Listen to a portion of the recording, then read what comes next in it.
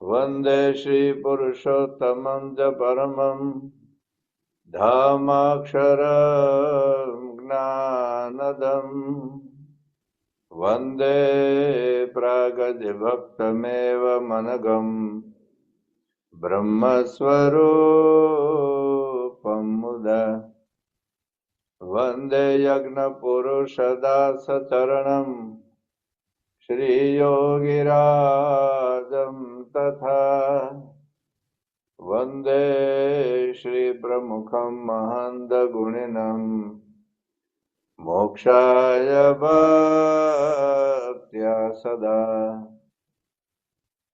શ્રી સ્વામિનારાયણ ભગવાનની જય. શ્રી અક્ષર પુરુષોત્તમ મહારાજની જય. શ્રી ગુણાતીતાનંદ સ્વામી મહારાજની જય. શ્રી ભગતજી મહારાજની જય. શ્રી શાસ્ત્રીજી મહારાજની જય. શ્રી યોગીજી મહારાજની જય. શ્રી પ્રમુખ સ્વામી મહારાજની જય. શ્રી મહંત સ્વામી મહારાજની જય. સુરત અક્ષરધામ મહોત્સવની જય.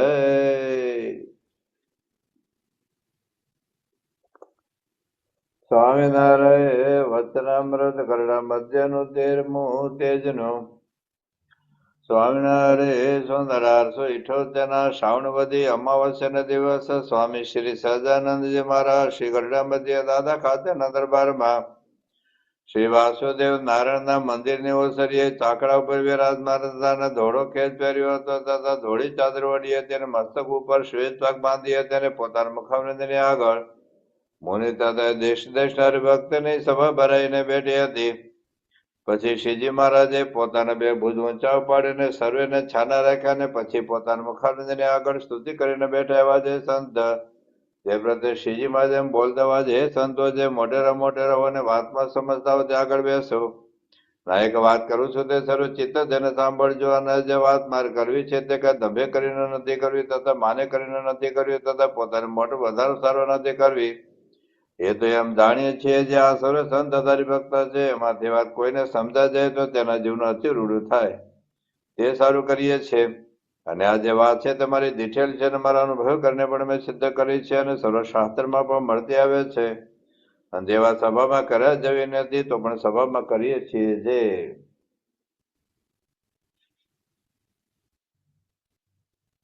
અને તે જ ભગવાન રામકૃષ્ણ રૂપે કરીને પોતાની ઈચ્છા કરીને જીવનના કલ્યાણને અર્થે યોગ્ય યોગીનો વિશે પ્રગટ થાય છે. અને અક્ષાત જે પુરુષોત્તમ ભગવાન છે તે જ સર્વ અવતારનું કારણ છે અને સર્વ અવતાર પુરુષોત્તમમાંથી પ્રગટ થાય છે અને પાછા પુરુષોત્તમને વિશે લીન થાય છે. તો આગળ મહારાજે વાત કરેલી કે તમે મને દેખો છો તો ખરા પણ પરિપૂર્ણ સમજતા નથી. તો ભગવાનનું પરિપૂર્ણ સ્વરૂપ સમજવું એટલે શું એની વાત આપણે સમજી રહ્યા છીએ. તો પરિપૂર્ણ સમજવામાં ઘણી બધી બાબતો આવે છે અને એમાં સૌથી અગત્યની સૌથી મહત્વની વાત એ મહારાજને સમજાવી છે કે પોતે સર્વ અવતારના અવતારી સર્વોપરી અક્ષરધામના અધિપતિ પુરુષોત્તમ ભગવાન છે. આ મહારાજે ભગવાન તો ઘણા માનતા હતા પણ મહારાજને જે સમજાવવું છે એ આ છે. એટલા માટે શરૂઆતમાં મહારાજે વાત કરી કે મોટેરા મોટેરા હોવાનો વાતમાં સમજતા હો. એ વખતે આપણે જોયેલું કે ઘણા મોટેરા હતા મહારાજને ભગવાન માનતા હતા. મહારાજે ભગવાન માનીને એમની આજ્ઞા પાડતા હતા. પરમહંસો 108 114 પ્રકરણમાંથી પસાર થયા. હરિભક્તો તન મન ધનથી સમર્પિત થયા. આ બીજા લોકો કેવળ સમાજ સુધારે કે સારા સંત ભક્ત માનતા હશે પણ આ બધા પરમહંસો તો મહારાજને ભગવાન માનતા હતા. તો ખાલી ભગવાન માની એટલું પૂરતું નથી. કારણ કે મહારાજે મધ્યના 9મા વચનામૃતમાં વાત કરી કે તમે સત્સંગમાં રહેતા હશો પણ જો મને સર્વોપરી નહીં સમજો તો અક્ષરધામમાં નહીં જાઓ. એટલે અક્ષરધામમાં જવા માટે આ મહારાજને સર્વોપરી સમજવા એ અગત્યની બાબત છે. ગુણાતીતાનંદ સ્વામીએ બીજા પ્રકારની બીજી અને છઠ્ઠા પ્રકારની 21મી વાતમાં કહ્યું કે જો તમે મને જેવા સમજશો એવા ધામમાં જશો. મને શ્રી કૃષ્ણ ભગવાન જેવા સમજશો તો ગોલોકમાં જશો. વિષ્ણુ ભગવાન જેવા સમજશો તો વૈકુંઠમાં જશો. નરનારાયણ જેવા સમજશો તો તમે બદ્રિકાશ્રમમાં જશો તો મને અક્ષરધામનો અધિપતિ પરબ્રહ્મ પુરુષોત્તમ નારાયણ સર્વોપરી સર્વોવતારના અવતારી સમજશો તો જ અક્ષરધામમાં જશો. તો મહારાજને આ સ્વરૂપ પરિપૂર્ણ સમજવું એટલે શ્રીજી મહારાજ સર્વ અવતારના અવતારી છે, સર્વોપરી છે, અક્ષરધામનો અધિપતિ છે સમજવું. તો આ ટોપિક ઉપર આપણે આગળ વધી રહ્યા છીએ. એમાં સૌ પ્રથમ આપણે સમજેલા કે આપણા હિન્દુ સનાતન ધર્મના શાસ્ત્રોમાં અવતારવાદનું શું નિરૂપણ છે. તો મેં તો કઈ બધા શાસ્ત્રો વાંચ્યા નહોતા, પણ જે થોડું ઘણું વાંચેલું એના થોડાક શ્લોકો આપણે મૂકેલા કે અન્ય અવતારો અંશાવતાર છે, કલા અવતાર છે, પણ શ્રી કૃષ્ણ તો સ્વયં ભગવાન. પણ એમાં પણ વાત કરી શ્રી કૃષ્ણ ભગવાન એ વિષ્ણુ ભગવાનનો અંશ રૂપે અથવા સાક્ષાત વિષ્ણુ રૂપે, શેષ નારાયણ અંશ રૂપે કે એના સાક્ષાત રૂપે પ્રગટ થયા છે. એટલે કૃષ્ણ ભગવાન પણ કોઈ ભગવાનનો અવતાર છે. અને એ જુદા જુદા શ્લોકમાં જુદી જુદી વાતો આપણે જોઈ હતી. પછી આપણે વચરામૃતને આધારે સમજ્યા કે અવતારના અવતારી કોણ છે. તો અક્ષરધામના અધિપતિ પરબ્રહ્મ પુરુષોત્તમ નારાયણ એ આ બધા અવતારો રૂપે થાય છે એ વાત આપણે સમજ્યા. અને ગઈ એકાદશીમાં આપણે વિશેષ એ સમજ્યા કે અવતાર કેવી રીતે થાય છે. કારણ કે શાસ્ત્રોમાં જો વિષ્ણુ ભગવાન કે વિષ્ણુ ભગવાન અંશ રૂપે જો બધા અવતારો હોય અને મહારાજ કે અક્ષરધામના અધિપતિ પોતે અવતાર ધારણ કરે છે, તો અહીં આપણે બે પ્રશ્નો આપણને થાય કે અક્ષરધામના અધિપતિ જે પરબ્રહ્મ પુરુષોત્તમ નારાયણ છે એ જ મત્સ્ય અવતાર, એ જ કચ્છા અવતાર, એ જ વરાહ અવતાર, એ જ નૃસિંહ અવતાર, એ જ વામન અવતાર, એ જ પરશુરામ અવતાર, એ જ રામ અવતાર, એ જ શ્રી કૃષ્ણ ભગવાન, એ જ શ્રીજી મહારાજ, કે પછી તત્વ જુદું છે. જેમ આપણે વાત કરી કોઈ નાટકની અંદર કોઈ એક્ટર હોય તો હરિશ્ચંદ્ર રાજાના નાટકમાં હરિશ્ચંદ્રનું પાત્ર ભજવે, નળ દમયંતી નાટકમાં નળનું પાત્ર ભજવે, રામાયણમાં રામ ભગવાનનું પાત્ર ભજવે, ભાગવતમાં એટલે મહાભારતનું કૃષ્ણ ભગવાનનું પાત્ર ભજવે. પણ પાત્ર ભજવનાર વ્યક્તિ એક જ છે, પાત્રો જુદા છે. એમ આ અવતારો અને અક્ષરધામના અધિપતિ એક જ તત્વ છે. એમ દાખલા તરીકે આપણે હોઈએ તો આ વખતે આપણે મનુષ્ય જન્મ લીધો, એની પહેલા આપણે ગધેડો હોય, એની પહેલા કૂતરો હોય, એની પહેલા ભૂંડ હોય, એના પહેલા કાગડો હોય, એની પહેલા મચ્છર હોય, એની પહેલા મકોડો હોય. તત્વો તો એક જ છે. ક્યારેક મકોડો, ક્યારેક કાગડો, ક્યારેક કૂતરો, ક્યારેક ગધેડો, ક્યારેક પોપટ, જે હોય તે.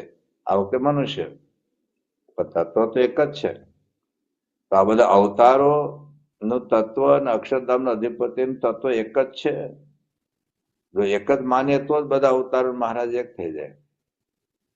તો ઘણા સંપ્રદાય વાળા એવું માને છે, જૂના સંપ્રદાય, કે ભાઈ અવતારો બધા એક જ છે. બધા લક્ષ્મણ નારાયણ, નારાયણ, સ્વામિનારાયણ બધા અવતાર એક જ છે. આ વખતે શ્રીજી મહારાજે વધારે ઐશ્વર્ય વાપર્યું એટલે સર્વોપરી એમ.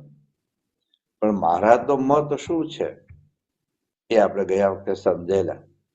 આ થોડું અવતારવાદનું છે એટલે થોડુંક 5 મિનિટ રિપીટ કરીને પણ આપણે વ્યવસ્થિત આ એક મુદ્દો આપણને જો સમજાઈ જાય ને તો આપણને આખું ક્લિયર પિક્ચર થઈ જાય.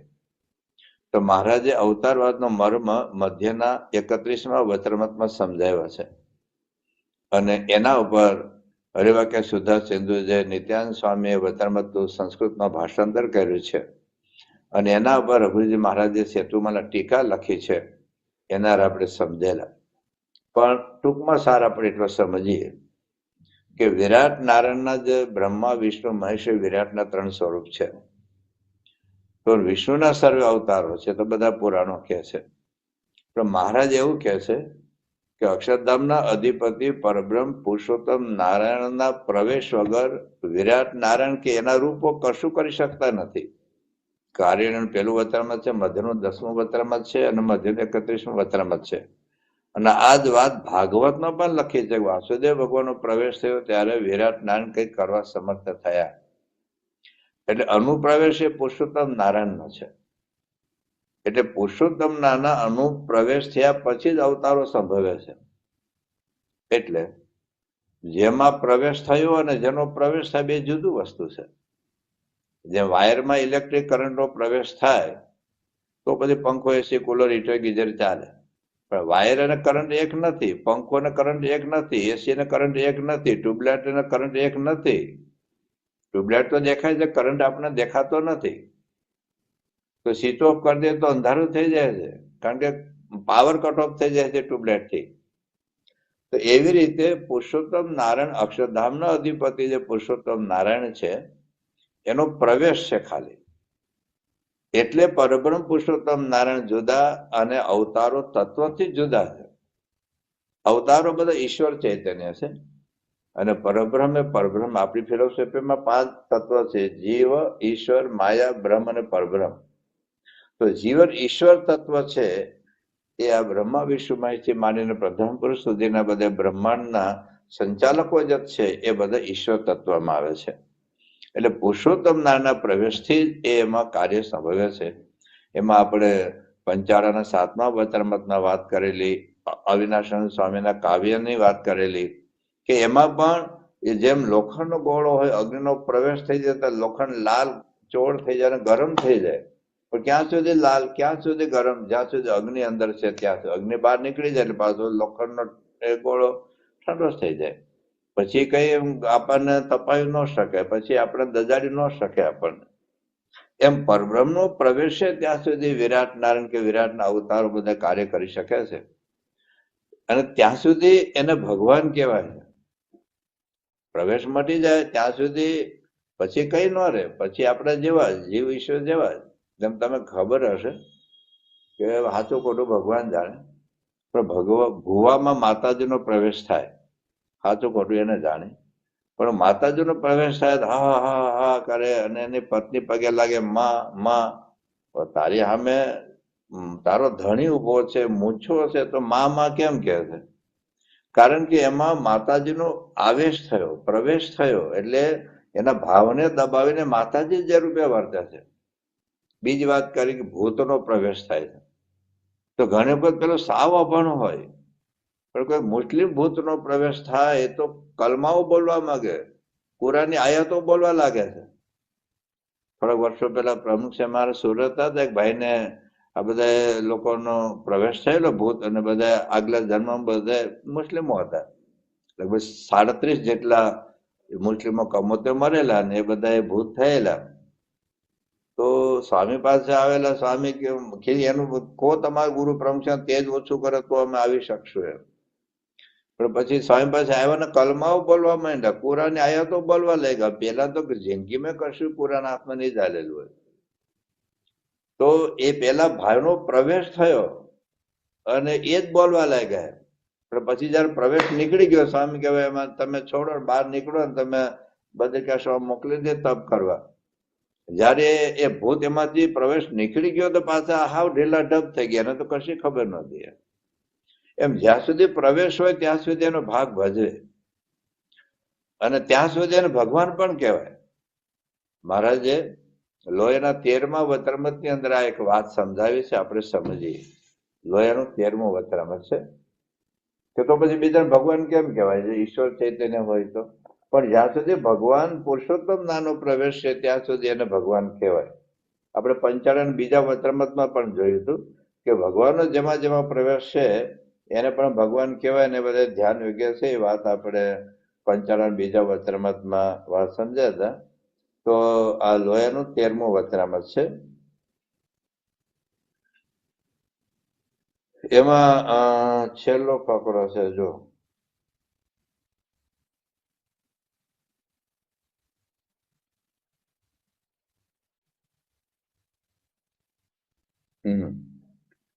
અને નારાયણને લઈને તો જેને વિશે મોટપ કહીએ તેને વિશે સંભવે. સાંભળજો હવે. અને એને લઈને બ્રહ્મા, શિવ, નારદ, સંકાદિક સર્વેને ભગવાન કહેવાય છે. કોને લઈને? પરબ્રહ્મ પુરુષોત્તમ નારાયણને લીધે. એમાં એનો અનુપ્રવેશ છે. અને નારાયણને લઈને ઉદ્ધવને ભગવાન કહેવાય. ને હમણાં આ મુક્તાન સ્વામી જેવા સંતને વિશે નારાયણને લઈને તો એમને પણ ભગવાન જેવા કહેવાય. અને નારાયણને લીધા વિના તો અક્ષરને પણ ભગવાન ન કહેવાય. તો બીજાની તો શી વાર્તા કરવી? સમજો, અક્ષર બ્રહ્મને પણ જો ભગવાન ન કહેવાય તો પછી બીજાની તો વાત જ નથી. તો અહીંયા મહારાજ કહે છે, હવે આજે હરિવાક્ય આજે લોહાનું 13મું વચનામૃત છે, એનું હરિવાક્ય સુધા સિંધુ એટલે કે વચનામૃતનું સંસ્કૃત ભાષાંતર જેમણે કર્યું છે, સુકમની સ્વામી શું લખે છે વચનામૃત રહસ્યમાં આ શ્લોક મૂકેલો છે કે ઈશ્વરત્વમ મહત્વમ ચ યત્ર અન્યેષામ ઉદીરિતમ તત્ર અસ્ય એવ અન્ય અન્વયેન એવ તદ પ્રોક્તમ ઇતિ દૃશ્યતા. બહુ અદભુત વાત લખી છે. ઈશ્વરત્વ એને જે ભગવાનપણું જે છે, આ બધા જે અવતારો બીજા ત્રીજા બધા શાસ્ત્રોમાં નારદજીને ભગવાન કયા હોય, વ્યાસજીને ભગવાન કયા હોય, તો મત્સ્ય કચ્છા વરાહ વગેરે જે કહે, જે કોઈ ભગવાન છે, તો એને ભગવાન કેમ કહેવામાં આવે છે? તો ઈશ્વરત્વમ મહત્વમ ચ અત્ર અન્યેષામ ઉદીરિતમ. જે બીજા જે કોઈને ભગવાન કહેવામાં આવે છે તે શાને લીધે? તત્ર અસ્ય એવ, આ જ ભગવાનના અન્વય પણ એમાં છે, અંતર્યામી પણ એમાં છે, એનો પ્રવેશ એટલા માટે ભગવાન કહેવાય છે. તત્ર પ્રોક્તમ ઇતિ દૃશ્યતા. બીજા શ્લોકમાં લખ્યું છે કાર્યાર્થમ યત્ર યત્ર અસ્ય અનુપ્રવેશ અસ્તિ ચ પ્રભોઃ સસ પ્રોક્તો અસ્તિ ભગવાન ઇતિ નૈવ સ્વતઃ ક્વચિત. સાંભળજો, બીજા જે કોઈને પણ ભગવાન કહેવામાં આવે તો શું છે? કાર્યાર્થમ યત્ર યત્ર અસ્ય અનુપ્રવેશ અસ્તિ ચ પ્રભોઃ. આ ભગવાન એટલે અક્ષરધામના અધિપતિ પરબ્રહ્મ પુરુષોત્તમ નારાયણનો કોઈ કાર્યને અર્થે જેને જેને વિશેનો અનુપ્રવેશ હોય, સસ પ્રોક્ત અસ્તિ ભગવાન, એ ભગવાન કહેવાય. મત્સ્ય અવતારને ભગવાન કહેવાય, કુર્મ અવતારને ભગવાન કહેવાય, નૃસિંહ અવતારને ભગવાન કહેવાય, વામન અવતારને ભગવાન કહેવાય, પરશુરામ ભગવાન કહેવાય, રામ ભગવાન, કૃષ્ણ ભગવાન કહેવાય. કારણ શું છે? અસ્ય અનુપ્રવેશ અસ્તિ ચ પ્રભોઃ. આ ભગવાનનો એમાં અનુપ્રવેશ છે. જેમ આપણે વાત કે માતાજીનો અનુપ્રવેશ એટલે માતાજીનું રૂપ થઈ ગયા. જે ભૂતનો જેમાં અનુપ્રવેશ થાય, ઘણી વખત તમે સાંભળ્યું હશે, કોઈ બાય ભૂત હોય અને સ્ત્રી ભૂત હોય ને કોઈ પુરુષમાં અનુપ્રવેશ થાય તો હું બોલે, હું ખાતી હતી, હું પીતી હતી, હું જોતી હતી, હું દોડતી હતી. એટલે આ બોલનારો તો સામે પુરુષ જ દેખાય છે આપણને, પણ એના ભાવને દાબીને જયારે ભૂતનો પ્રવેશ થાય છે, ભૂત જયારે સ્ત્રી હોય છે ત્યારે હું ખાતી હતી, પીતી હતી, જોતી હતી, દોડતી હતી એવું બોલે છે. કોઈ મુસ્લિમનો ભૂત પ્રવેશ થાય તો મુસલમાની કુરમાં બોલે, કોઈ ક્રિશ્ચિયન હોય તો બાઇબલની કોટેશન બોલવા માંડે. તો આપણે તો બાઇબલ હાથમાં ન લીધું હોય તો અનુપ્રવેશ બીજાનો છે ટૂંકમાં. તો અહીં મહારાજ કહે છે કે જુદા જુદા કાર્યના અર્થે જે જુદા જુદા અવતારો વિષ્ણુ ભગવાનના થાય છે, વિરાટ નારાયણના થાય છે, એમાં પરબ્રહ્મ પુરુષોત્તમ નારાયણનો અનુપ્રવેશ છે, એટલે એને પણ ભગવાન કહેવાય. પછી શું કહે છે? હવે સાંભળજો. તમ વિના એટલે પરબ્રહ્મ પુરુષોત્તમ નારાયણ વિના તો અક્ષરસ્ય અભી ભગવત્વમ ન વિદ્યતે. અક્ષરને પણ ભગવાન ન કહેવાય. આ જૂના મંદિર વાળા કહે છે તમે ગુણાતીત અક્ષર ભગવાન માનો છો, પ્રાગજી ભગવાન, શાસ્ત્રી ભગવાન, યોગી ભગવાન, પ્રમુખ ભગવાન. હવે તો એ બોલતા બંધ થઈ ગયા, કારણ કે એ પણ થવા માંડ્યા. એની પણ પૂજા, ગુરુ આરતી, પ્રશ્ન બધું બોલવા માંડ્યા. એના ફોટો રાખવા માંડ્યા, એના કેલેન્ડર બારો પડવા માંડ્યા, એને ગુરુ ગુરુ કેવા લાગે, એના પ્રસંગો કેવા લાગે. એટલે હવે બોલતા બંધ થઈ ગયા. આ છેલ્લા 100-150 વર્ષથી એક જ વાત હતી, તમે બસ ગુણાતીત ભગવાન માનો છો, સાધુને ભગવાન માનો છો, સાધુને જય બોલાવો છો. એ લોકોને થયું કે હવે આપણે રહી જશું આમાં. હકીકતમાં તો આપણે ત્યાં ભગવાન છે જ ને. ગુણાતીતાન સ્વામી નીચે અક્ષરબ્રહ્મ લખેલું હોય છે, ભગવાન નથી લખતા. આ તો ગુણાતીતાન સ્વામી વખતમાં લોકો ભેગા થઈને અપમાન કર્યું કે ગુણાતીતને ભગવાન થઈ જવું છે. વડતાલમાં 2 વખત અપમાન થયું. એનું કારણ ગુણાતીતાન સ્વામી કોઈ સંપ્રદાયની મર્યાદા લોપી નહોતી, પણ બધાને એક જ ભૂસું ભરાઈ ગયું કે ગુણાતીત પોતાને ભગવાન માને છે. એટલે ગુણાતીતાન સ્વામી તો ખુરશી ઉપર ઉભા થઈને બોલ્યા કે મને જે ભગવાન માનશે ગધેડો લેખાશે, પણ શાસ્ત્રમાં જે અક્ષરબ્રહ્મ છે એ હું છું એમ કહીને બેસી ગયા. તો ગુણાતીતાન સ્વામી અક્ષરબ્રહ્મ છે, પરબ્રહ્મ તો બાજુમાં બેઠા. આપણે ગુણાતીત અક્ષરબ્રહ્મ કહીએ છીએ, ભગતજી મહારાજ અક્ષરબ્રહ્મ કહીએ છીએ, શાસ્ત્રીમાં યોગી બાપા, પ્રમુખ સ્વામી, મોહન સ્વામી અક્ષરબ્રહ્મ કહીએ છીએ. ભગવાન નથી કહેતા. હા, ભગવાન કેમ કહેવાય? પરબ્રહ્મને લઈને મોહન સ્વામીને ભગવાન કહેવાય, પરબ્રહ્મને લઈને પ્રમુખ સ્વામી ભગવાન કહેવાય. પરબ્રહ્મને મૂક્યા વગર પરબ્રહ્મ ન હોય તો એ ભગવાન ના કહેવાય. તો આ વાત છે. તો હું કે તમ વિના એટલે પરબ્રહ્મ વગર તો અક્ષરસ્ય આપીએ ભગવત્વમ ન વિદ્યતે, અક્ષરને પણ ભગવાન ન કહેવાય. કુત ઇતરામ વિરિંચા દેહે સનકા દેહે કુતસ તમામ. તો બીજા બધા જે અવતારો છે, બીજા બધા ઈશ્વરો છે, બધા જે બ્રહ્મા વિષ્ણુ મહેશ છે, એનું તો ક્યાં વાત છે. જયારે અક્ષરને પણ પરબ્રહ્મને લીધા વગર ભગવાન ન કહેવાય તો બીજાનો તો ભગવાન નો જ કહેવાય. એટલે અહીંયા આપણે એ સમજવાનું છે કે બીજા અવતારો જે ભગવાન કહેવામાં આવે છે, નારદજીને પણ શાસ્ત્રોમાં ભગવાન કહે છે અને સાથે રીત છે બધાને ભગવાન કહેવાય, પણ ભગવત્વ જ છે, ભગવાન પણ છે એ પુરુષોત્તમ નાના અનુપ્રવેશને લીધે છે. આપણે પંચાળ અને બીજા વચરામૃતના આધારે પણ આપણે જોઈએ તો પછી અનુપ્રવેશ પણ તારતમ્ય છે, જેવું પાત્ર એવો અનુપ્રવેશ છે. એની વાત આપણે પ્રથમના 41મા વચરામૃતમાં વાત કરી કે જેવો અક્ષર બ્રહ્મ ભગવાન છે એવા બીજા કશામાં નથી. એક જેટલું તો અન્વયપણું સમાનપણું છે, અન્વયપણું સમાનપણું છે, કારણ કે ઈશાવાસમિદમ સર્વમ, પરંતુ પાત્રનું તારતમ્ય જુદું છે. અત્યારે જેટલા ભગવાન સ્વામિનારાયણ મહંત સ્વામીમાં જેટલા જ આપણામાં છે, પણ આપણું પાત્ર જીવ કોટીનું છે અને એમનું પાત્ર અક્ષર કોટી અક્ષર બ્રહ્મ છે. આપણે એક વાત કરી હતી, જે એક વાયર હોય, વાયરમાં કરંટ વોલ્ટેજ 240 હોય અમારા ઇન્ડિયામાં, તમે અમેરિકામાં 110 હોય કદાચ. જુદા જુદા બલ્બ લગાડેલા એક જ વાયરમાં, 0 વોટનો, 10 વોટનો, 40 વોટનો, 100 વોટનો, 10,000 વોટનો. તો જેટલો કરંટ વોલ્ટેજ એ 0 વોટના બલ્બમાં છે એટલો 10,000 વોલ્ટના બલ્બમાં છે, પણ 10,000 વોટનો બલ્બ વધારે પ્રકાશિત આવે કારણ કે પાત્ર વધારે સક્ષમ છે. તો મારે પ્રથમ 31મા વચરામૃતમાં વાત કરી છે કે અક્ષર બ્રહ્મ જેવા ભગવાન જેવા બીજામાં નથી. એટલે અક્ષર બ્રહ્મ પાત્ર, કારણ માયા પર બે જ તત્વ છે, બ્રહ્મ ને પરબ્રહ્મ. હા, પછી કોઈ મહારાજના પરમવંશની પરંપરામાં પોતાને ગણાવે તો આપણે કોઈ વાંધો નથી. મુક્તાન સ્વામી બહુ અદભુત સંત હતા, બ્રહ્માનંદ સ્વામી, નિત્યાનંદ સ્વામી, નિષ્કળાનંદ સ્વામી, આધાનંદ સ્વામી, ગોપાળાનંદ સ્વામી, સુખમણી સ્વામી, અદભુતાનંદ સ્વામી, ભાયતમાન સ્વામી, બધા મહાન સંતો હતા. એના શિષ્યની પરંપરામાં કોક ને કોક તો આવે, પણ મહારાજ એ વખતે બોલેલા કે ગુણાતીત જેવા કોઈ સાધુ નથી, મહારાજ જેવા કોઈ ભગવાન નથી, કારણ કે ગુણાતીત અક્ષર બ્રહ્મ છે ને અક્ષર બ્રહ્મ એક જ તત્વ છે. અક્ષર બ્રહ્મ ને પછી કોટીઓ નથી હોતી, અક્ષર બ્રહ્મ એક જ તત્વ છે. એટલે મૂળ વાત એ આપણે સમજ્યા કે પરબ્રહ્મ પુરુષોત્તમ નારાયણના અનુપ્રવેશને લીધે બીજાને ભગવાન કહેવાય અને એ ત્યાં સુધી દિવ્ય પણ છે. લોખંડનો ગોળામાં જ્યાં સુધી અગ્નિનો પ્રવેશ છે ત્યાં સુધી કલર લાલ છે, આપણે અડાય નહીં, ગાલે ફેરવાય નહીં, કારણ કે એમાં અગ્નિનો પ્રવેશ છે. એમ જ્યાં સુધી દરેકમાં, એટલે ખાસ કરીને ઈશ્વરમાં કોઈ ને કોઈ કાર્ય અર્થે પોતે વિશેષ અનુપ્રવેશ અભિવ્યક્ત કર્યો હોય, વધારે શક્તિ મૂકી હોય, જુદા જુદા કાર્ય માટે જુદી જુદી શક્તિ. આપણે એક વાત કરી હતી કે ઘરમાં ઇલેક્ટ્રિક કરંટ હોય આપણા દેશમાં 240 વોલ્ટેજ, પણ રેલવેના પાટા પર જે હોય ને, રેલવે ચલાવવામાં તો 25,000 વોલ્ટેજ હોય છે. ત્યાં 240 વોલ્ટેજનો કરંટ હોય તો રેલવે હાલે? અને આપણા ઘરમાં જે છે એમાં 25,000 વોલ્ટેજ આવે તો શું થાય? બધા બલ્બનું બધું ઉડી જાય બધું. એટલે જ્યાં જેટલી શક્તિ હોય, જ્યાં જેવું કાર્ય હોય એટલી શક્તિ ભગવાન એમાં મૂકે છે, એટલે એટલો અંશ કહેવાય, બાકી ભગવાનના ટુકડા થતા નથી.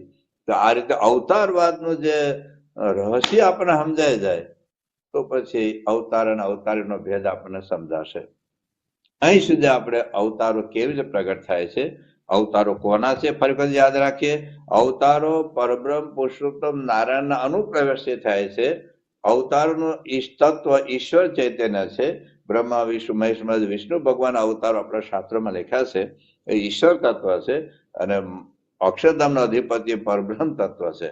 પરબ્રહ્મના અનુપ્રવેશથી ઈશ્વર તત્વ અવતાર લે છે, એટલે એને પણ ભગવાન કહેવાય, કારણ કે પુરુષોત્તમ નામનો અનુપ્રવેશ છે. આટલી આપણે ક્લેરિટી સમજી લઈએ.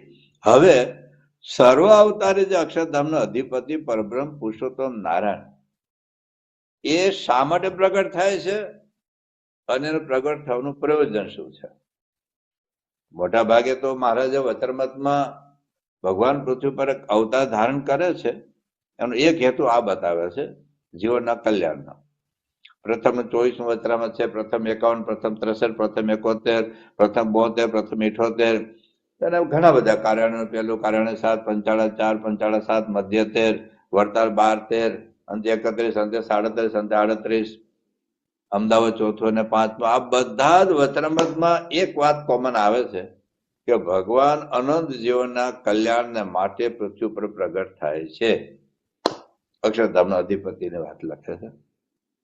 અને મહારાજ પોતે વાત કરી कि दूसरा जो अवतार हुआ है सो कार्य कारण अवतार हुआ है और मेरा यह अवतार है सो जीवों को ब्रह्मरूप करके आत्यंतिक मुक्ति देने के वास्ते अक्षरातीत पुरुषोत्तम जो हम वह मनुष्य जैसा बना हूं.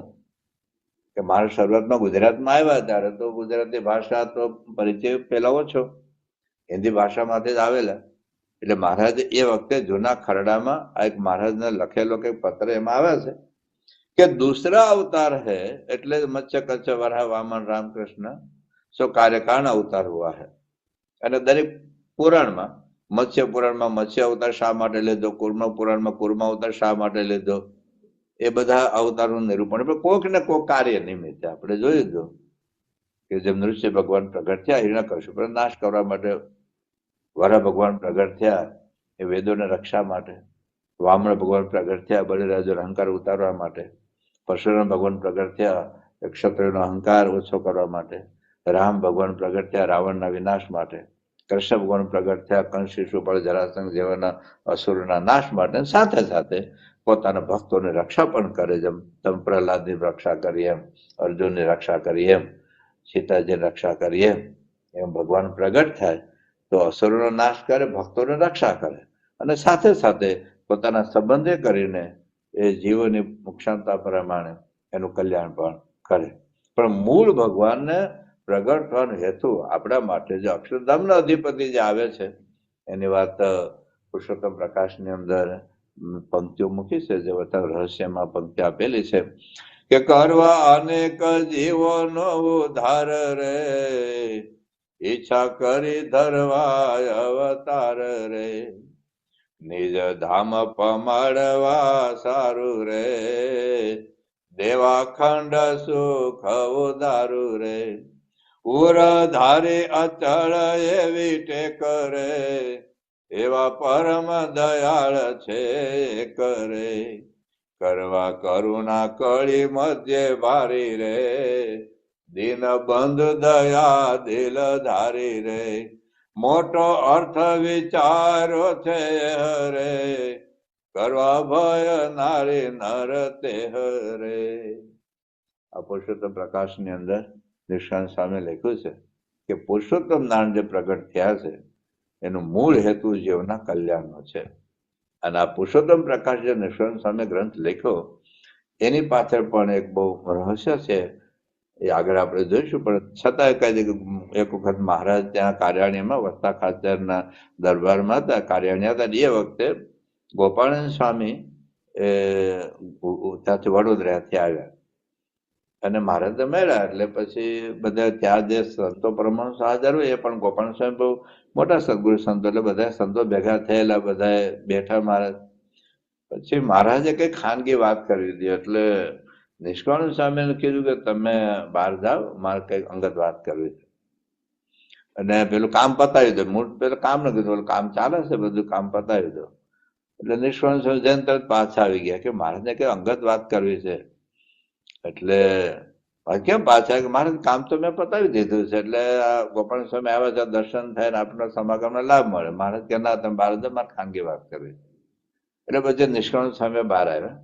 અને એ વખતે જે બારણા હતા ને, આ પાટિયા વાળા હતા, વચ્ચે પેલી તિરાડ હોય, પાટિયા હોય ને આમાં રંધો મારી દીધો હોય લાકડું, એટલે આખા બારણા એ રીતના. એટલે ત્યાં કાન રાખી અને નિષ્કાળાનંદ સ્વામી સાંભળ્યું કે મહારાજ અને ગોપાલ સ્વામી શું વાતો કરે છે. એ વખતે મહારાજે પોતાના પૃથ્વી પરના પ્રાગટ્યના 6 હેતુ બતાવેલા કે હું જે પૃથ્વી પર પ્રગટ થયો છું શા માટે. એક તો ધર્મ ભક્તિની સુખ આપવા માટે, અસુરોના નાશ માટે, સાથે સાથે અને લાખો મુક્તો ભક્તો જે મારી આરાધના કરતા હતા એને મારી મૂર્તિઓનો સંબંધ કરાવીને અક્ષરધામમાં લઈ જવા માટે પૂરેના અવતારો ભક્તો બધાને, અને એકાંતિક ધર્મના સ્થાપન માટે અને એકાધિક સંત દ્વારા પ્રગટ કરીને અનંત જીવનના કલ્યાણ માટે આ વખતે 5-6 હેતુ મહારાજે પોતે બતાવેલા અને એ નિષ્કોણ સામે સાંભળ્યું. ત્યારે લાલજી સુતા રૂપે જયારે રામાનંદ સ્વામીને મળવા માટે ગયેલા, કારણ કે રામાનંદ સ્વામી એવું કહેલું કે બધા નીલકંઠવણીના દર્શન કરવા માટે બધા લો જજો. લાલજી સુતાને સેટ થયું ને ભુજની અંદર રામાનંદ સ્વામીને મળ્યા. તો રામાનંદ સ્વામી કે તમે અહીં કેમ આવ્યા? મેં તમને કહ્યું હતું ને કે બધાને કેમ મોકલ્યું હતું કે ભાઈ ત્યાં તમે લો જજો. કે હા, પણ કહે લાલજી તે મોટા કેવા, દત્તાત્રેય કે ઋષભદેવ જેવા, કે શું છે રામચંદ્ર સમાન, રામાનંદ કહે સુન કાન. જેમાં કૃષ્ણ મોટા સર્વેથી, એમાં આ છે મોટા વળી એથી. આ છે અવતાર ના અવતારી, ઘણી શું કહું વાત વિસ્તારી.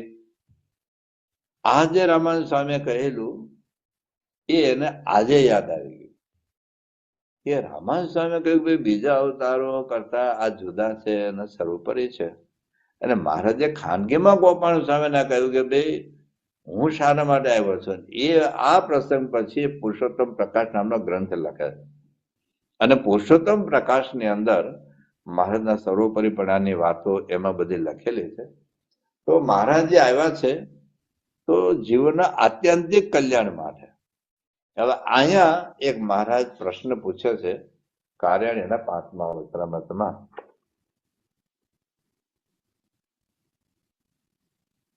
શ્રીજીમહારાજ પોતે જ પ્રશ્ન પૂછે છે. અમે એક પ્રશ્ન પૂછીએ છીએ કે ભગવાન જીવના કલ્યાણ અર્થે પૃથ્વી પર અવતાર ધરે છે.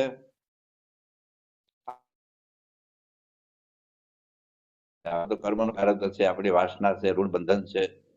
પણ ભગવાનને ઋણ બંધન નથી, ભગવાનને કર્મ બંધન નથી, ભગવાનને પ્રારબ્ધ નથી. તો ભગવાન જીવના કલ્યાણ માટે આવે છે. ભગવાન જીવના કલ્યાણને અર્થે પૃથ્વી પર અવતાર ધરે છે. અવતાર ધર્યા વિના પોતાના ધામમાં રહ્યા થકા શું કલ્યાણ કરવાના સમર્થ નથી? કૃષ્ણ ભગવાન ગોલકમાં હોય તો ગોલકમાં રહ્યા થયા કલ્યાણ ન કરે આપણું? વિષ્ણુ ભગવાન વૈકુંઠમાં રહ્યા થયા આપણું કલ્યાણ ન કરે? અરે વૈકુંઠમાં રહ્યા થયા અસુરનો નાશ કરે તો તમે રિમોટ કંટ્રોલ થી કરે. અત્યારે તમે મિસાઇલ ક્યાંથી ક્યાં ફેંકે લોકો? એટલે તો લાકડી લઈને મારવા જતા, પછી ભાલો દૂરથી ફેંકતા હતા, પછી તીર દૂરથી ફેંકતા હતા, પછી આ પેલી આવી મશીન ગન આવી AK-47, પછી તોપો આવી, હવે તો મિસાઇલ આવી. ક્યાંથી ક્યાં ઉભા હોય ને ક્યાંથી ક્યાં કેટલા દૂર જઈને ફેંકે છે. તો જો આ લોકના મનુષ્ય વૈજ્ઞાનિક આવી મિસાઇલ બનાવીને 1000 કિલોમીટર 500-800 કિલોમીટર દૂરથી ફેંકીને આ બીજા શહેરનો નાશ કરી શકતા હોય તો ભગવાન તો વૈકુંઠમાં હોય કે ગોલોકમાં હોય ત્યાં બેઠા સંકલ્પ કરે ને પૃથ્વીનો પ્રલય થઈ જાય, અસુરનો નાશ થઈ જાય, ભક્તોની રક્ષા થઈ જાય, ભક્તોનું કલ્યાણ પણ થઈ જાય. તો પૃથ્વી પર શું કામ આવે છે? ભાઈ પ્રશ્ન મહારાજ બહુ અદભુત પૂછ્યો કે ભગવાન જીવના કલ્યાણનાર્થે પૃથ્વી પર અવતાર ધરે છે. તે અવતાર ધર્યા વિના પોતાના ધામમાં રહ્યા થકા શું કલ્યાણ કરવાના સમર્થ નથી? અને કલ્યાણ તો ભગવાન જેમ ધારે તેમ કરે, કારણ ભગવાન સમર્થ છે. આવો પ્રશ્ન દુનિયાના કોઈ ગ્રંથોમાં નથી. જો મહારાજ કેવો પ્રશ્ન પૂછશે ત્યારે અવતાર ધર્યાનું શું પ્રયોજન છે?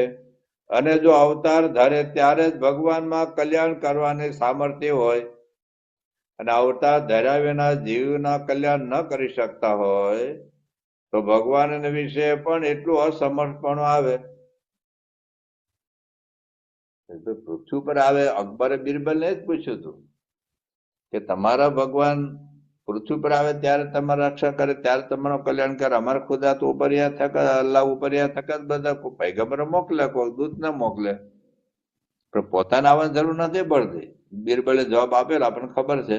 પણ અહીંયા મહારાજ એ કહે છે કે ભાઈ ભગવાન પૃથ્વી પર આવ્યા વગર જો કલ્યાણ ન કરી શકતા હોય તો એટલું એનું અસમર્થપણું કહેવાય.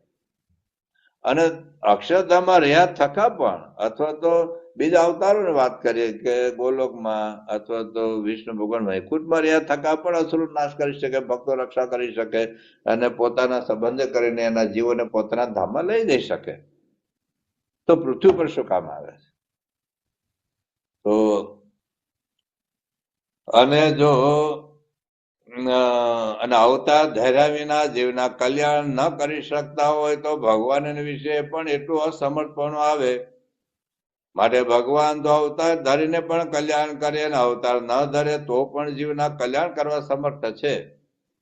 માટે એવા જે ભગવાન તેને અવતાર ધર્યાનું શું પ્રયોજન છે? પછી મહારાજ જવાબ આપે છે. પરમહંસ જવાબ ન આપી શકે. આપણે મહારાજે પાછું કહ્યું કે ભગવાનને અવતાર ધર્યાનું એ જ પ્રયોજન છે જે ભગવાનને વિશે અતિશય પ્રીતિવાળા જે ભક્ત હોય તેની ભક્તિને આધીન થઈને તે ભક્તને સુખ દેવાને અર્થે જેવી ભગવાનની ઈચ્છા હોય તેવા રૂપનું ધારણ કરે છે. પછી જેવા જેવા પોતાના ભક્તના મનોરથ હોય તે સર્વે પૂરા કરે છે. અને તે ભક્ત હોય તે સ્થૂળ ભાવે યુક્ત છે અને દેહધારી છે.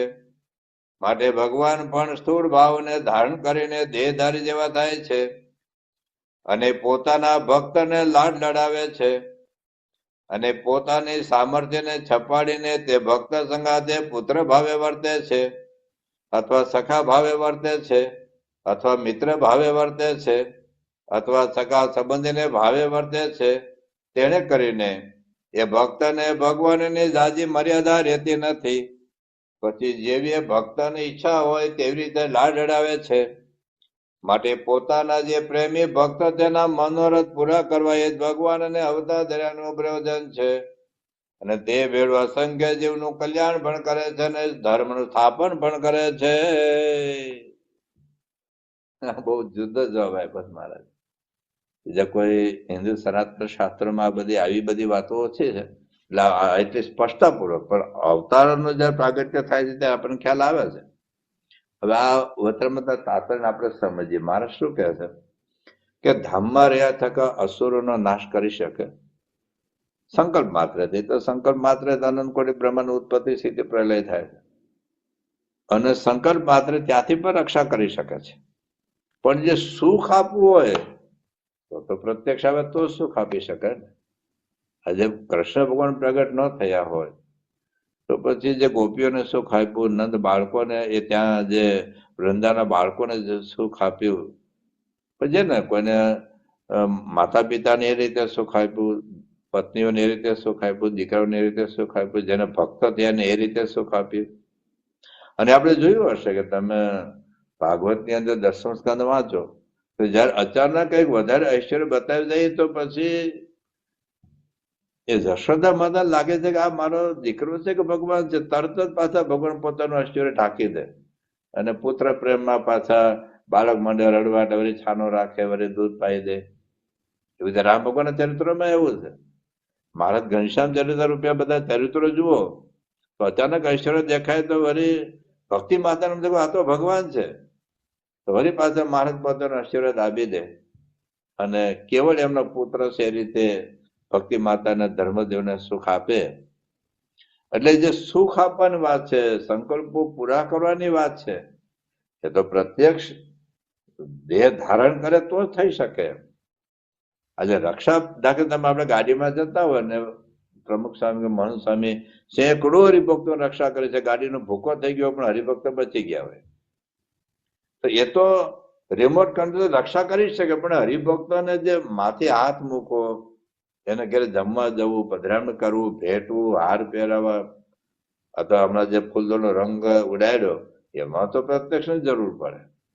એટલે જુદા જુદા ભક્તોને જેવી ભક્તિ, જેવા મનોરથ, જેવા સંકલ્પો આ જન્મ હોય કે આગલા જન્મમાં પણ હોય, પણ મૂળ તો પોતાના પ્રેમી ભક્તોના મનોરથ પૂરા કરીને એમને સુખ આપવા માટે ભગવાન પ્રગટ થાય છે. અને સાથે સાથે ભગવાન જયારે લોકમાં આવે ત્યારે એમના બીજા કાર્ય પણ હારવાર કરતા જ જાય ને. હારવાર કાર્ય કર્યું, જીવનું કલ્યાણ પણ કરવું, ધર્મનું સ્થાપન પણ કરવું, અસુરનો નાશ કરવો, પણ મૂળ હેતુ એ આ છે. તો પુરુષોત્તમ પ્રકાશમાં આ વાત લખી છે. એવી મૂર્તિ આજ અલૌકિક કરે, ધરી ભવની ટાળવા બી કરે, સૌ ભક્ત જનને સુખ દેવા રે, આપે અક્ષરપતિ થયા એવા રે. શું કે સૌ ભક્ત જનને સુખ દેવા રે, આપે અક્ષરપતિ થયા એવા રે. તો જે ભક્તોને જેવા સુખ જોઈતા હતા એવા રૂપે થયા. સુખમય મૂર્તિ મહારાજ રે, આવ્યા સૌને સુખ દેવા કાજ રે. મોટે ભાગે આવ્યા ભગવાન રે, દેવા સૌ જનને અભેદાન રે. જેમાં આવ્યા છે ધામ ધારી રે, તેમ તારશે નર ને નારી રે. સૌ જનને કરવા છે સુખી રે, નથી રાખવા કોઈને દુખી રે. સૌ જીવનની લેવી છે સંભાળ રે, એ અર્થે આવ્યા છે દયાળ રે. અને જે જે અવતારોમાં આપણે જોયું છે, ભગવાન રામ હોય, ભગવાન કૃષ્ણ હોય, બીજા તો અવતાર ખાલી અમુક કાર્ય નિમિત્ત હતા, મત્સ્ય કચ્છ વરાહ, એમાં તો કઈ ભક્તો સુખ આપવાની વાત નહોતી. ચંદ્રશ્રી ભગવાન પ્રગટ થયા, એના કશુપ નાશ કરીને એને દેહ છોડી દીધો. પણ જે મનુષ્ય રૂપે ભગવાન પ્રગટ થયા, એમના ચરિત્રોની કથા આપણે જોઈએ, સાંભળીએ તો આપણને લાગે કે ખરેખર ભક્તોને સુખ આપવા માટે જ એમને બધા ચરિત્રો કરેલા. એમ મહારાજે પણ તમે ઘનશ્યામ ચરિત્ર આખું જો, નીલકંઠ ચરિત્ર જો, સહજાનંદ ચરિત્ર જો, ભગવાન સ્વામિનારાયણના જે 5 ભાગ અષ્ટોત્તર દવે લખ્યા છે એ આપણે જોઈએ, વાંચીએ. કે તો સત્સંગ જીવન ગ્રંથ હોય, હરિલીલા કલ્પતરુ, હરિ દિગ્વિજય ગ્રંથ હોય, હરિવાક્ય સુધા સિંધુ હોય, ભક્ત ચિંતામણી હોય, પુરુષોત્તમ પ્રકાશ હોય, બધા પરમહંસની જે વાતો છે, અક્ષરાનંદ સ્વામીની વાતો છે, અદ્ભુતાનંદ સ્વામીની વાતો છે, પાયતનાથ સ્વામીની વાતો છે, સુખમણી સ્વામીની વાતો છે, ગોપાલ સ્વામીની વાતો છે, ગુણાતીતાનંદ વાતોમાં ક્યાંક ચરિત્ર કથા આવે છે, મોટા ભાગે જ્ઞાન ભાગ છે. પણ આ બધા પરમહંસો આપણે બધી વાતો જોઈએ, આપણા ગ્રંથો જોઈએ, તો મહારાજે એક એક હરિભક્તના સંકલ્પ પૂરા કરવા માટે સુખ એટલું બધું આપ્યું છે મહારાજે. એટલે તો નિષ્કાંત સ્વામી બોલ્યા ને, આનંદ આપ્યો યતિ ગણો રે, આસમ માયલ બેલ, પુરુષોત્તમ પ્રગટી રે, અમૃતના સિંધુ લાટિયા રે, રંગડાને વાળે છે રેલ, પુરુષોત્તમ પ્રગટી રે. એટલી બધી વાતો નિષ્કાળ સ્વામી જે આ મહારાજને સુખ આપ્યું છે. નિર્ભેની નોબત વાગ્યો રે, મળ્યા મોહનરાય, પુરુષોત્તમ પ્રગટી રે, વિધ વિધ થયા વધામણા રે, કસર ન રાખી કાય, પુરુષોત્તમ પ્રગટી રે. ખોટ ગઈ છે ખોવાઈ ને રે, જીતાના જાંગીર ઢોલ, પુરુષોત્તમ પ્રગટી રે. દુઃખ ગયું બહુ દીનનું રે, આપ્યું સુખાય તોલ, પુરુષોત્તમ પ્રગટી રે. કળશ ચડાવ્યો કલ્યાણ નો રે, સૌના મસ્તક પર મોર, પુરુષોત્તમ પ્રગટી રે. ધન્ય ધન્ય આય અવતાર ને રે, જોવા રાખે નહીં જોર, પુરુષોત્તમ પ્રગટી રે. સૌને પર સૌ ઉપરે રે, એવી ચલાવે છે રીત, પુરુષોત્તમ પ્રગટી રે. નોતી દીઠી નોતી સાંભળી રે, પ્રગટાવે એવી પુનીત, પુરુષોત્તમ પ્રગટી રે. જે પરમહંસનું જે મહારાજે સુખ આપ્યું, દૂધપાક માથે રેડે, મોઢામાં જે ભેટે પરમહંસ દંડવત કરે, હરિભક્તોને એક એકને જે રીતે સુખ આપ્યા છે, એક એક સમયમાં ઉત્સવમાં હરિભક્તોના સુખ દુઃખમાં જયારે દુકાળ પડ્યો ત્યારે મહારાજ કેવા રૂપ ધારણ કરીને એક એક હરિભક્તની રક્ષા કરવા માટે ઘેર ઘેર જેને કેવા કેવા ભક્તોને સુખ આપ્યા છે. એટલે આ પરમહંસોને જે સુખ આપવા માટે ભગવાન આ લોકમાં આવી રીતે મહારાજ નિષ્ણાત ક્યારે સાંભળ્યું નતું કોઈ શાસ્ત્રમાં આવી રીતે ભક્તોને સુખ આપ્યું હોય. તો મહારાજે આવી રીતે ભક્તોને સુખ આપ્યું. સર્વેના સ્વામી શ્રી હરિ રે, સર્વેના કાવે શ્યામ પુરુષોત્તમ પ્રગટી રે, સર્વેના નિયંતા નાથજી રે, સર્વેના સરે કામ પુરુષોત્તમ પ્રગટી રે, સ્વામિનારાયણ નામનો રે, શકો બેસારે પુરુષોત્તમ પ્રગટી રે, એહ નામને જે આશરા રે, ટળિયા છે તેના તાપ પુરુષોત્તમ પ્રગટી. સ્વામિનારાયણ સ્વામિનારાયણ બોલે મહારાજ ત્યાં પહોંચી જાય, એને સુખ આપે, ત્રિવિધ તાપમાંથી દુઃખ મુક્ત કરે, સુખ આપે. એવી વાતો લખી છે.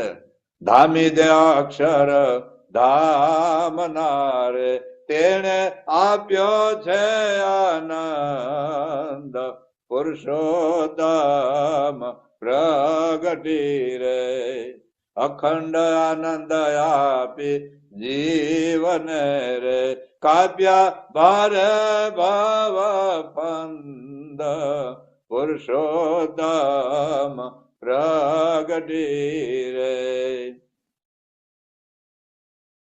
એટલું બધું અક્ષરધામમાંથી મહારાજ આવ્યા, અમને સુખ આપ્યું. ખાતા વાળા આવ્યા છે ખોટ ના રે, રેવા નહીં દે ખોટ પુરુષોત્તમ પ્રગટી રે, બંધ કીધા બીજા બારણા રે, વેતી કીધે અક્ષર વાર પુરુષોત્તમ પ્રગટી રે. એટલી બધી વારંવાર આ નિષ્ણાત સાહેબ અમને એટલું બધું સુખ આપ્યું છે. વળી બીજી એક વાત એવી કરી એમણે કે તમ ટાળ્યું છે ત્રિલોકનું રે, પ્રગટી પુરાણ બ્રહ્મ પુરુષોત્તમ પ્રગટી રે, અંધારું રહ્યું તું આવરી રે, તે ગયું થયું સુગમ પુરુષોત્તમ પ્રગટી રે. જે શાસ્ત્રમાં લખ્યું હતું તમસોમાં જ્યોતિર્ગમય, તમસોમાં જ્યોતિર્ગમય, અંધકારમાંથી મને પ્રકાશ તરફ લઈ જાઓ. તો આ વખતે સૂરજ સદાનંદજી રે, આપે થયા ઉદ્યોત પુરુષોત્તમ પ્રગટી રે, પૂર્વની દિશાએ પ્રગટી રે, ખોટા મોટા કઈ રાખદ્યો પુરુષોત્તમ પ્રગટી. હવે નિષ્વંત સ્વામી એક જબરજસ્ત વાત લાગે છે. આષાઢી મેઘે આવી કર્યા રે, જા જા બીજા જા કર પુરુષોત્તમ પ્રગટી રે. ઝાકળ પાણીના બૂંદો દેખાય પણ પીવાયની તરસ ન જીપે. આ તો અષાઢી મેઘ આવ્યો. એટલે તો અષાઢ મહિનામાં મેઘ અઠવાડિયું 15 દિવસ વરસાદની હેલી પડે, આમાં કોઈ તરસો ન રે ભાઈ. અષાઢી મેઘે આવી કર્યા રે, જા જા બીજા જા કર પુરુષોત્તમ પ્રગટી રે.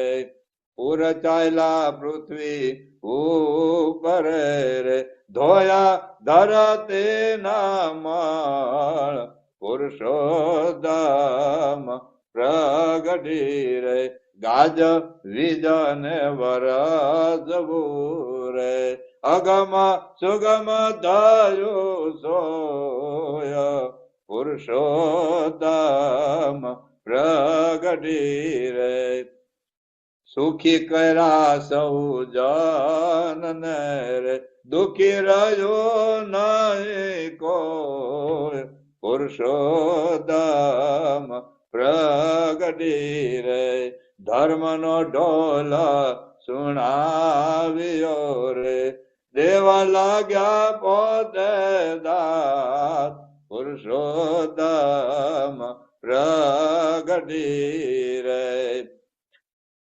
દુર્બળ ના દુઃખ કાપ્યા રે ન જોઈએ જાતા કુજાત પુરુષોત્તમ પ્રગટી રે. મહારાજ બધા જીવનું કોઈ ગમે તે જ્ઞાતિના જાતિના એ સગરામ હરિજન હોય કે પછી સગરામ વાઘરી હોય કે તેજા ભગત હોય હરિજન કોઈ જ્ઞાતિ જાતિના ભેદ વગર બધાના જીવનના દુઃખના દુઃખ કાપ્યા અને અક્ષરધામને વાટે વહેતા મૂકી દીધા. ધન્ય ધન્ય મારા નાથજી રે ધન્ય ઉધારે આજન પુરુષોત્તમ પ્રગટી રે ધન્ય ધન્ય આ અવતાર ને રે ભલે મળ્યા ભગવાન પુરુષોત્તમ પ્રગટી રે વારે વારે જાઉં વારણે રે સરિયા અમારા કાદ પુરુષોત્તમ પ્રગટી રે ઘણું હેતે ઘન શ્યામજી રે મળ્યા અલબેલો યાદ પુરુષોત્તમ પ્રગટી રે. હવે નિષ્ણાંત હું કેમ ખબર થાકી ગયા કઈ કે ન કેટલું કેવું હવે કહીએ મુખથી કેટલું રે. આજે અમને જે મહારાજે સુખ આપ્યું મોઢેથી કેટલું કેવાય. એટલે તમે ગોળ ગળ્યો હોય, ખાંડ ગળ્યો હોય, શ્રીખંડ ગળ્યો હોય, કેરી ગળી હોય, ચીકુ ગળ્યું હોય, ગળપણમાં હું તફાવત છે શબ્દથી કેવી રીતે કહી શકો. મેં આઈસ્ક્રીમ ખાધો મારા સુખનો અનુભવ શબ્દ દર કેવી રીતે અભિવ્યક્ત થાય. કહીએ મુખથી કેટલું રે તેને આપ્યો છે જે આનંદ. ભગવાન સ્વામિનારાયણ જેમને સુખ આપ્યું છે એ મુખથી કેવી રીતે કહેવાય. કહીએ મુખથી કેટલું રે આપ્યો છે જે આનંદ પુરુષોત્તમ પ્રગટી રે નિષ્કુળાનંદ જાય વારણે રે છે જે મળ્યા સજાનંદ પુરુષોત્તમ પ્રગટી રે. આ મુક્તાનંદ સ્વામી બ્રહ્માનંદ સ્વામી રાજ મારે દિન દિન દિવાળી રે. ત્યાં કોઈ ખાવાની સુવિધા નહોતી, કોઈ રહેવાની સુવિધા નહોતી, કોઈ ઉતારાની સુવિધા નહોતી. કેના અંદર કાંઠે પેડા રહેવા કૂતરા ના હું એવું ખાવાનું બાવાઓ મારતા હતા, એટલું અપમાન કરતા હતા. અને છતાં એને ભગવાનની પ્રાપ્તિનો આનંદ હતો, ભગવાનના સુખનો આનંદ હતો. ગમે એટલા દુઃખો અપમાનો અગવડ ગુણાતીતાનંદ સ્વામી સાક્ષાત અક્ષર બ્રહ્મનો અવતાર એને ઉગા ખોમાને બધા ભેગા થઈને એને માર મરાય લોહી લુહાણ કર્યા. ચામડી ઉખેડ નાખી એટલા હદ સુધી પરમહંસ લોકો બાવાઓ મારેલા. પણ એમ છતાં જયારે મહારાજના દર્શન કરે અને મહારાજ બધાને જમાડે, મહારાજ બધાને જે સુખ આપે એ તમે બ્રહ્માનંદ સ્વામીના કીર્તનો જુઓ, મુક્તાનંદ સ્વામીના કીર્તન જુઓ, દેવાનંદ સ્વામીના કીર્તનો જુઓ, નિષ્કાળાનંદ સ્વામીના કીર્તનો જોઈએ. અદભુત કીર્તન. એટલે અને જે આપણા માટે તો આનંદની વાત એ છે કે જે ભગવાનને પરમહંસનું સુખ આપ્યું એ વખત હરિભક્તોનું સુખ આપ્યું. અને અત્યારે આપણે જોઈએ છીએ આખા સંપ્રદાયમાં નાના નાના બાળકો, યુવકો, હરિભક્તો, કારણ કે એના એ ભગવાન પ્રગટ છે આજે મન સ્વયં દ્વારા. આજે 92 વર્ષની ઉંમરે આટલું આપણને સુખ, કેટલા બધાને સુખ આપે છે. અત્યારે આખી પૃથ્વી ઉપરના 92 વર્ષના દાદા દાદીનો જુઓ અત્યારે શું કરતા. ત્યારે આખી પૃથ્વી પર 8 અબજ માણસો જીવે છે, જેની ઉંમર 92 વર્ષની હોય. એ શું કરતા હશે? કદાચ કરે, પોતાના પેટ માટે કરે. દીકરો નોખો થઈ ગયો, દીકરી નોખી થઈ ગઈ, અથવા તો જતા રહ્યા હોય, એકલા રહેતા હોય, મજૂરી કરવી પડે, મહેનત કરવી પડે, ન કરતા એવું નથી. પણ જેને કોઈ સ્વાર્થ નથી, જેને આપણી પાસે કશું જોઈતું નથી, એ આ 92 વર્ષની ઉંમરે આટલા સજાગ થઈને છેલ્લા 1 વર્ષ 1.5 વર્ષનો મનુષ્યનો પ્રોગ્રામ તો જોજો, સુખ આપે. અને એ બધાને સુખ લે છે. હમણાં સારંગપુરમાં 65,000 હરિભક્તો ભેગા થયા. હવે તો કેવું છે, આ એલઈડી સ્ક્રીન છે, દૂરથી દેખાય. જયારે પ્રમુખમાં એલઈડી સ્ક્રીન નહોતા શરૂઆતમાં. એક તો હવારનો ફૂલદાન ઉત્સવ હતો. હવે દૂર હોય 50,000-60,000 માણસો, બેનો કેટલા દૂર બેઠે, એનો તો પ્રમુખ આકારી ન દેખાય, ખાલી કોઈ બેઠું એવું લાગે આપણને. અને એના બધો રંગનો છાંટો ઉડવાનો ન હોય કોઈ બેનો ઉપર. અને એમ છતાં એક ઝલક દર્શન. અને એ ઉનાળાની ગરમી, હવે તો બધા રૂમમાં ઉતારામાં એસી બેસી હોય છે, પણ એવું તો કઈ સગવડ નથી. પણ પ્રમુખ ઝલક દર્શન થઈ જાય, મહંસના ઝલક દર્શન થઈ જાય, એનું સુખ આવે છે લોકોને. હવે આ સુખ અક્ષરધામ રહ્યા થકા ન આવે. જે દોડાદોડી આજે પ્રમુખ ગાડી જતી હોય, મહંસ ગાડી જતી હોય, બાળકો, યુવકો, ભાઈ હરિભક્તો જે દોડ ધામ કરતા હોય, એ સુખ અક્ષરધામમાં હોય. મહંસ મહારાજ કે પ્રમુખ મહારાજ કે શ્રીજી મહારાજ આપણે દેખાવાનું જ નથી. શું કે હા, ત્યાં રહેશે કે આપણે રક્ષા કરી શકે, ત્યાં રહેશે કે આપણું કલ્યાણ કરી શકે, અક્ષરધામમાં લઈ જઈ શકે, એકાંત ગ્રહનું સ્થાપન કરી. પણ ભક્તોને જે સુખ આપવાનું છે, એ તો મહારાજ એ પોતાની મર્યાદા બધી આમ ઢાંકીને વર્તે છે, સંપૂર્ણ ઢાંકીને વર્તે છે. આપણે જેવા જ થાય તો જ આપણને મજા. અત્યારે ખાલી કલ્પના કરો, મહંસોમાં 178 ફૂટ ઊંચા હોય, 178 ફૂટ મહંસો ઊંચા હોય, તો શું કરું? તમે કલ્પના કરજો. 178 ફૂટ મહંસોમાં ઊંચા હોય તો આપણે શું કેવું છે? કોઈ ગાડીમાં બેહારવા, કયા પ્લેનમાં બેહારવા, કયા રૂમમાં લઈ જાવ, કયા બાથરૂમમાં નવરાવા, કયા પલંગમાં ઉડાવા. એટલે આપણા જેવા થાય. આપણે જેવા થાય એટલે મહારાજે જ કાર્યના 5માં વાત કે બધી જ પોતાનું ઐશ્વર્ય, સામર્થ્ય, પ્રભાવ, પ્રતાપ, પ્રકાશ બધું ઢાંકીને કેવળ આપણા જેવા થઈ જાય. અર્જુને જયારે વિરાટ સ્વરૂપ બતાવ્યું, અર્જુનને પેલા કે ભગવાન બતાવો, ભગવાન પહેલા નથી જોવા જેવું કે ના મને બતાવો, કે તારી આંખે નહીં જોઈ શકે મારે દિવ્ય તક્ષ આપવું. દિવ્ય તક્ષ વિરાટ સ્વરૂપ જોયું ને, અર્જુનભાઈ ગભરાઈ ગયા. ભાઈ સાહેબ, તમે જેવા હતા એવા ને એવા થઈ જાવ, આ મારાથી જોઈ શકાયું નથી. એટલે જે અવતાર આવ્યા પોતાના ભક્તોને, ખાલી કે મનુષ્ય રૂપે જે ભગવાન પ્રગટ થયા, કે મોટા ભાગે ભક્તોને સુખ આપવા માટે.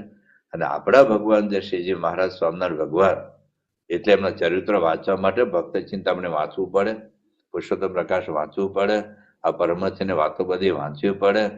અને ખાસ કરીને ભગવાન સ્વામિનારાયણ જે 5 ભાગ લખેલા છે એ આપણે વાંચીએ. સત્સંગ શિક્ષણ પરીક્ષાના પુસ્તકો પણ આપણે વાંચીએ, અને ગુણાતીત ગુરુઓના પ્રસંગો પણ આપણે વાંચીએ. ખાલી પ્રમુખ સાહેબ મહારાજના 11 ભાગ જે 12 પહેલા છે વાંચીએ ને, એક હરિભક્તને સુખ આપવા માટે એમણે રાતોને રાતો મુસાફર કરી છે.